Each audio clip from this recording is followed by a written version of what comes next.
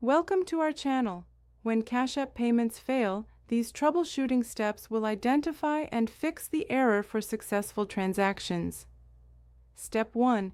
Check your Cash App balance. Ensure you have sufficient funds for the payment plus any fees. Step 2. Verify recipient information is correct. Double-check $cash tag, phone number, or email address.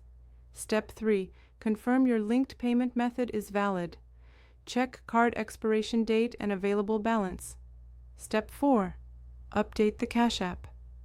Install latest version from your App Store for bug fixes. Step 5. Check your internet connection.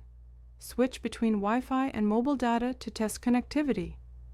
Step 6. Verify your account isn't limited. Check for any security holds or verification requirements. Step 7. Clear Cash App cache. Go to Device Settings, Apps, Cash App, and Clear Cache. Step 8. Contact your bank if using linked card. Some banks flag Cash App transactions as suspicious. Step 9. Reach out to Cash App support if issues persist. Use in-app support for fastest response.